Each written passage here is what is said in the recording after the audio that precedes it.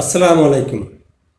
প্রিয় দেশবাসী, মূল বিষয়ে যাওয়ার পূর্বে আপনাদেরকে আমি বলবো যে আগামী মাসে অর্থাৎ 2026 সালের 12ই ফেব্রুয়ারি যে নির্বাচন দেশে হচ্ছে, একটি গণভোট আর কিছু যে এমপি একই ব্যালট দিন এমপি ইলেকশনে হবে। তো সেখানে যে গণভোটটি হবে সেখানে হাঁ দিলে আপনারা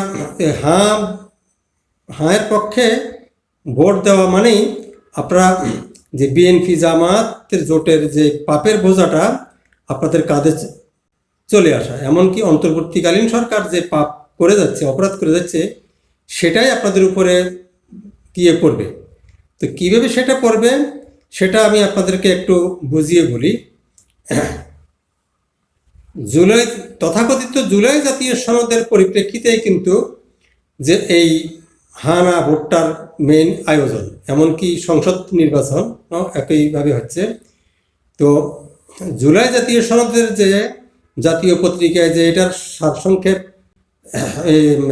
প্রকাশিত হয়েছে, তার যে 28টি পয়েন্ট আমি মন্তব্য কলামে, ডেসক্রিপশন বক্সে বা ক্যাপশনে দিয়ে দিচ্ছি। আর গুরুত্বপূর্ণ পয়েন্টগুলো যে আমি স্ক্রিনশট দিয়ে দিচ্ছি, সেগুলো আপনারা দয়া করে পড়ে নেবেন। এখানে 6 নম্বর যে এটি আছে, মানে 6 নম্বর পয়েন্টটি, সেটি হচ্ছে, যেহেতু দেশি বিদেশি চক্রান্তে সরকার পরিবর্তনের গণতান্ত্রিক প্রক্রিয়া ব্যাহত হওয়ায় 1/11 ষড়যন্ত্রমূলক ব্যবস্থার মাধ্যমে বাংলাদেশের শেখ হাসিনার একচ্ছত্র ক্ষমতা, আধিপত্য, ফেসিবাদের পথ সুগম করা হয়। এখানে যদি আপনারা হাঁ ভোট দেন, তাহলে এই 1/11 সৃষ্টি হয়েছে কিন্তু বিএনপি জামাতে দুর্নীতি এবং অপরাধের কারণে, এটা জগতের সবাই জানে। তো সেটা যদি আপনার হাঁ ভোট দেওয়া মানেই সেই 1/11 যে অপরাধ, হ্যাঁ, তারপর পরবর্তী যদি কোনো 11টার সময় যদি যে মঈনুদ্দিন ফখরুদ্দিনরা যদি কোনো অপরাধ করে থাকে, তাহলে সেটাও কিন্তু এই যে বিএনপি জামাতের ফসল। সেখানে তখন কিন্তু আওয়ামী লীগ ছিল না, বরং আওয়ামী লীগের সভানেত্রী শেখ হাসিনাও কিন্তু তখন জেলে ছিল। তার মানে এই 1/11 মাধ্যমে যে ব্যবস্থার মাধ্যমে, যে ষড়যন্ত্রমূলক ব্যবস্থার মাধ্যমে বাংলাদেশের শেখ হাসিনার একচ্ছত্র ক্ষমতা, আধিপত্য, ফেসিবাদের পথ সুগম করা হয়, সেই পথটা সুগম করছে কিন্তু বিএনপি জামাত।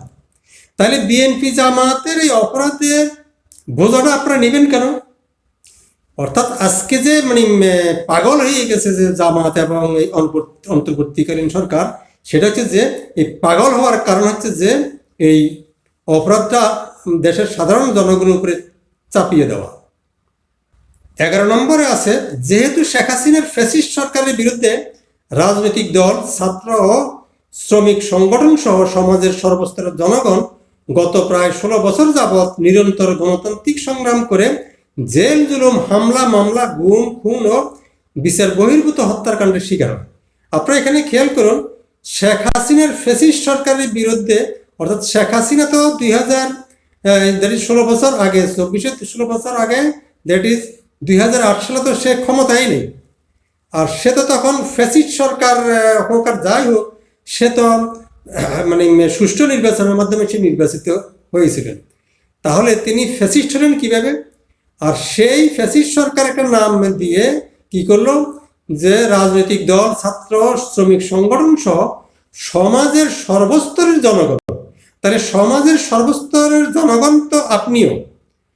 তো তাহলে আপনি কি সে সময় 16 বছর কি শেখ হাসিনার বিরুদ্ধে কি আন্দোলন সংগ্রাম করছেন? নিরন্তর সংগ্রাম, নিরন্তর গণতান্ত্রিক সংগ্রাম করে তাহলে নিরন্তর একটা নির্বাচিত সরকারের বিরুদ্ধে কেন আপনি এই যে সংগ্রাম করবেন? তাহলে তো আপনি দেশদ্রোহী হয়ে গেলেন। তাহলে সেই সংগ্রাম করলে তাহলে সেখানে আইন শৃঙ্খলা রক্ষাকারী বাহিনী বা ক্ষমতাসীন দল, ক্ষমতা প্রধানমন্ত্রী, প্রেসিডেন্টের দায়িত্ব কি? স্বাভাবিকভাবে আপনাকে জেল, জুলুম আপনাকে দিবে। আপনি যদি একটা নির্বাচিত সরকারের বিরুদ্ধে যদি আপনি সংগ্রাম করেন, আপনি কেন 16 বছর নিরন্তর আপনি সংগ্রাম করছেন? কেন সংগ্রাম করবেন আপনি? আপনি কি করেছিলেন? আচ্ছা, ঠিক আছে, আপনি তাহলে তো এখানে বলা হয়েছে যে সমাজের সর্বস্তরের জনগণ, তাহলে আপনি কি করেছেন? হ্যাঁ মানে আপনি করেছেন, আর করেছেন মানেই হচ্ছে আপনি অপরাধ করেছেন, সেই অপরাধের দায়টা আপনি সংগ্রাম করেননি, কিন্তু জামাত এবং অন্তর্বর্তীকালীন সরকার কিন্তু আপনার ঘাড়ে এটা চাপিয়ে দিচ্ছে। প্রিয় দেশবাসী, মোস্ট ইম্পর্টেন্ট কথা হচ্ছে যে যে সমন্বয়ক তথা এনসিপিতেও কিন্তু বিএনপি জামায়াতের এই অপরাধের ভাগটা তারা নিচ্ছে না। কেননা তারা জুলাই জাতীয় সনদ তারা স্বাক্ষরই করেনি। অর্থাৎ সেই তথাকথিত যে জুলাই অভ্যুত্থান বলা হয়, গণ অভ্যুত্থান বলা হয়, বিপ্লব বলা হয়, সেই বিপ্লব তো সমন্বয়করা এখন স্বীকারই করে না। কারণ স্বীকার করলে তো তারাই সবার আগে স্বাক্ষর করতো। তার মানে তারা কেন স্বীকার করে নাই? কৌশলটা কোথায়, পয়েন্টটা কোথায়? এখানে কিন্তু তারা খুব এই একটা জায়গায় কিন্তু সমন্বয়করা এনসিপি অত্যন্ত দূরদর্শিতার পরিচয় দিয়েছে। কি দূরদর্শিতার পরিচয় দিয়েছে? অর্থাৎ তাদের ঘাড়ে যে বিএনপি জামাতের যে 2001 থেকে 2006 যে পর্যন্ত বিএনপি জামাত যে দুর্নীতি করেছে, অপরাধ করেছে, একাগার সৃষ্টি করেছে, সেই একাগার পরে যে বাংলাদেশে যে শত শত ট্রিলিয়ন টাকার ক্ষতি হয়েছে, সেই ক্ষতিটা কিন্তু যদি তারা স্বাক্ষর করে, সেই ক্ষতির দায়িত্ব কিন্তু তাদের উপরে পড়ে যায়। তো তাদেরকে যত কিছুই বলা হোক, এই একটা জায়গায় কিন্তু তারা খুব বুদ্ধিমত্তার পরিচয় দিয়েছে। হ্যাঁ, এখন আসেন জুলাই সনদের, সেই তথাকথিত জুলাই সনদের 17 নম্বর পয়েন্টে সেইখানে একই কথা বলা আছে, ঘুরে ফিরে একটু যেহেতু ফ্যাসিস্ট শক্তির বিরুদ্ধে অদম্য ছাত্র জনতার অভ্যুত্থানে রাজনৈতিক দল, ধর্মীয়, সামাজিক, সাংস্কৃতিক, পেশাজীবী, শ্রমিক সংগঠন সহ সমাজের সকল স্তরের মানুষ যোগদান করে। এখন সমাজের সকল স্তরের মানুষ মানে আপনিও। তা আপনি কি এই যে শেখ হাসিনা কি ফ্যাসিস্ট ছিল 16 বছর আগে বা 2006, 2007? বিএনপি তো ক্লিয়ারলি বলছে যে 17 বছর আগে, দ্যাট ইজ 17 বছর আগে, কখনো কখনো 18 বছর আগে থেকেই 2024-এ, তার মানে 2006-7 কি শেখ হাসিনা কি ক্ষমতায় ছিল? তো সে সময় তো ক্ষমতায় ছিল ইয়াজউদ্দিন, মানে বিএনপির নির্বাচিত প্রেসিডেন্ট। সেই নির্বাচিত প্রেসিডেন্টকে ফখরুদ্দিন মহিউদ্দিনকে ক্ষমতা দিল না, কাকে দিল? সে দায় দিত তো আর শেখ হাসিনার না, আওয়ামী লীগের না। তাহলে চিন্তা করেন এইগুলো কত বাটফার, কত প্রতারক। অন্তর্বর্তীকালীন সরকার এবং জামাত যে কত ভয়ানক বাটফার, আপনাদেরকে কি অকল্পনীয়ভাবে ইনসিস্ট করতেছে, হ্যাঁ ভোট দিলে আপনারা স্বাধীন, না ভোট দিলে আপনারা পরাধীন। দেখেন কি বাটফার, কি শয়তান, কি ইবলিশ। আমার আগের একটা এতে আমি বলছি যে তারা মানে শয়তানের প্রতিরূপ। আমার আগে একটা এপিসোড আমি কেন বলেছি, এই জন্যই বলেছি কিভাবে আপনার উপরে তাদের পাপের বোঝা চাপিয়ে দিচ্ছে। কিন্তু সমন্বয়করা কিন্তু এই ক্ষেত্রে কিন্তু খুব বুদ্ধিমত্তার কাজ করেছে। তাহলে আপনি কি করবেন? আপনি কি বিএনপি জামাতের পাপের, অন্তর্বর্তীকালীন সরকার এবং বিএনপি জামাতের পাপের বোঝা কি আপনি কাঁধে নিবেন নাকি নিবেন না? তো তার সাথে আপনি ভোট কেন্দ্রেই যাবেন না, আপনার ভোট কেন্দ্রেই যাওয়া দরকার নাই। এইগুলো যদি আপনি ডিটেলস পড়েন তাহলে বুঝবেন যে অন্তর্বর্তীকালীন সরকার এবং জামায়াতের বাটফারে কি ভয়ানক বাটফারে। এগুলো দেশের সাধারণ মানুষকে নিয়ে কিভাবে প্রকাশ্যে এগুলো মানে সিনেমিনি খেলতেছে। আমি এর এতে দিয়ে দিব, লিঙ্কও দিয়ে দিব, জামাতের আমির কিভাবে এই যে জনসভায় বলছে মানে 18 কোটি লোকের মানে এই যে স্বাধীনতা, আজাদি, হ্যাঁ এর পক্ষে ভোট দেওয়া মানেই 18 কোটি মানুষের স্বাধীনতা। তাহলে 18 কোটি মানুষের মধ্যে আওয়ামী লীগও আছে, শেখ হাসিনাও আছে, তাহলে তাকে নিষিদ্ধ করলো কেন? তারে ফাঁসি দিল কেন? প্রিয় দেশবাসী, আমি যেটুকু বলছি এখানে আমি কোনো দলীয় কনটেক্সটে না, দেশের কনটেক্সটে, বাংলাদেশের কনটেক্সটে, দুর্নীতির বিরুদ্ধে কনটেক্সটে আমি কথা বলছি। দেখুন 1975 সালে 15ই আগস্ট সপরিবারে বঙ্গবন্ধু শেখ মুজিবুর রহমানকে হত্যার ঘটনাটা কিন্তু এত নির্মম নিষ্ঠুর ঘটনার পরেও কিন্তু সংসদ বহাল ছিল। অথচ দেখেন এই 20 নম্বরে দেখেন, যেহেতু জনগণের দাবি অনুযায়ী, অর্থাৎ আপনি কি দাবি করেছেন যে জাতীয় সংসদ ভেঙে দেওয়ার জন্য? এই জাতীয় সংসদ ভেঙে দেওয়া ছিল ভয়ানক মেসাকার। আরও অনেক আছে সেগুলো, যেমন আপনার এই যে এই স্থানীয় সরকারের যে মেয়রদেরকে বা উপজেলা পরিষদ, জেলা পরিষদ সব কিছু ভেঙে দেওয়া, এই জিনিসগুলো ভেঙে দেওয়া যে দেশের কত ভয়ানক ক্ষতি হয়েছে। এখন সেই ক্ষতির জন্য বলছে যে জনগণের দাবি অনুযায়ী এরপর অবৈধ দ্বাদশ জাতীয় সংসদ ভেঙে দেওয়া হয়। তা আপনি কি দাবি করেছিলেন?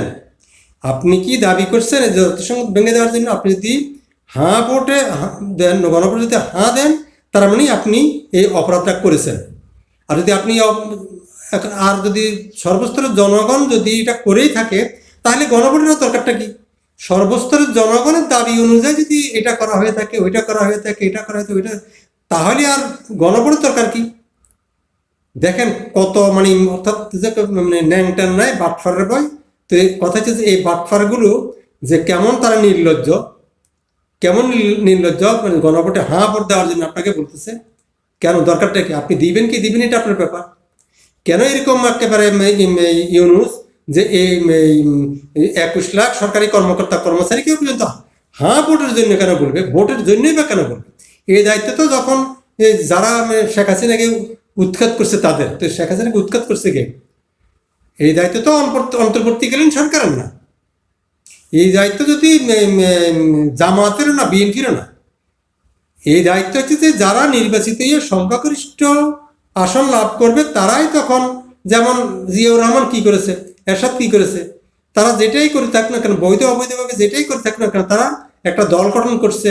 এই দল গঠন করে অবৈধভাবে হোক আর বৈধভাবে একটা সংসদে সংখ্যাগরিষ্ঠতা আনছে, এনে তখন জাতীয় সংসদে সেটা পাশ করেছে। এই গণভোটের তো হাঁ হোক আর না হোক, এই গণভোট তো এর না মানে অন্তর্বর্তীকালীন সরকারের দায়িত্ব না।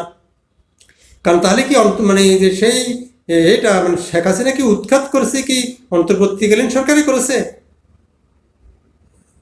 অন্তর্বর্তীকালীন সরকার কি শেখ হাসিনাকে উৎখাত করেছে? তাহলে তো এটাই প্রমাণিত হয় যে হ্যাঁ, এই যে ইউনুস সরাসরি জড়িত ছিল শেখ হাসিনাকে উৎখাতের ব্যাপারে।